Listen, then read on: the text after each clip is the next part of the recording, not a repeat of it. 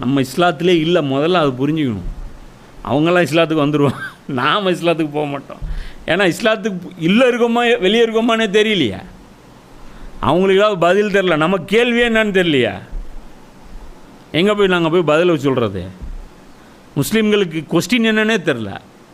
உங்களுக்கு கொடுக்கப்பட்ட டாஸ்க்கு வேறு, அவங்களுக்கு கொடுக்கப்பட்ட டாஸ்க்கு வேறுன்னு யாருக்குமே தெரியல. எல்லோரும் ஒன்றுன்னு நினச்சிட்டு இருக்கிறாங்க. நம்மளை ரசூலாவோட கம்பேர் பண்ணுவான், ரசூலாவுடைய மிஷனோட கம்பேர் பண்ணுவான், சஹாபாக்களோட கம்பேர் பண்ணுவான். ஏன்னா ஃப்ரீயாக இஸ்லாம் நமக்கு கிடச்சிருக்கு. அந்த தெனாவட்டில் கீழே நிறைய பேர் நாங்கள்லாம் அல்லாஹ் எங்களுக்கு எங்களை தேர்வு செய்து விட்டான். நரகத்துக்கா சொர்க்கத்துக்கான்னு தான் தெரில, போனீங்கன்னா தான் தெரியும். சாகும்போது தெரியும் அல்லாஹ் உங்களை தேர்வு செஞ்ச லட்சணம் என்னன்னு. இது அல்லாஹ் ஒரு ரூட் மேப் சொல்கிறான். என்ன சொல்கிறான்? முதல்ல தக்வா ஒரு மனுஷனுக்கு உடைய இதயத்தில் உருவாகிறது. அடுத்தது இஸ்லாம். இப்போ இந்த இடத்துல ஈமானுன்னு இருக்குல்ல, இசாமத் தகோ வ ஆமனு. இது ஆமனு ஈமானுன்னு இருந்தாலும் இது ஈமானை குறிக்காது, இது இஸ்லாத்தை குறிக்கும். அதுக்கப்புறம் அமலு சாலிஹாத். இஸ்லாத்துக்குள்ளே வந்துட்டால் சும்மா இஸ்லாத்துக்குள்ளே இருக்கேன்னு சொல்லிகிட்டு இருக்க முடியாது. நம்மளை மாதிரி டுபாக்கூருங்க இன்றைக்கி வெறும் இஸ்லாத்தில் இருக்கணும்னு சொல்லிகிட்டு இருக்கிறோம். அமலு சாலிஹாத் இல்லாமல் இதெல்லாம் சொல்கிறான். அமலு சாலிஹாத் உடனே தொடங்கிடுவாங்க அமலு சாலிஹாத்தை.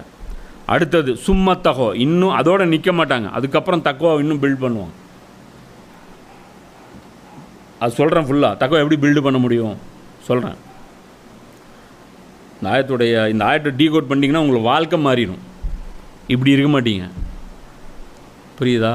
என் வாழ்க்கையை மாட்டி போட்ட வசனங்கள்லாம் இது எனக்கு ரொம்ப பிடிச்சி உழுக்கின வசனங்கள். இது இஸ்ராராமருடைய விளக்கம். இது புரியுதா? அல்லமா மௌலானா மௌதூதி கூட இவ்வளோ டீட்டெயிலாக சொல்ல, ஆனால் வேற ஒரு புக்கில் சொல்லியிருக்காரு அப்படின்னு பயானுல் குரானில் இஸ்ரார் அஹமது எழுதுறாரு.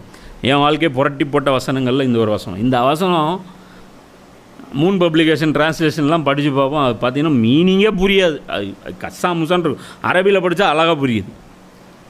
அதான் சொல்கிறான்ல, இசாமத்தகோ ஆமனு அமிலு சாலியாத் சும்மத்தகோ ஆமனு சும்மத்தகோ ஆசனு வல்லாஹு யுஹிப்புல் முஹ்சினீன்.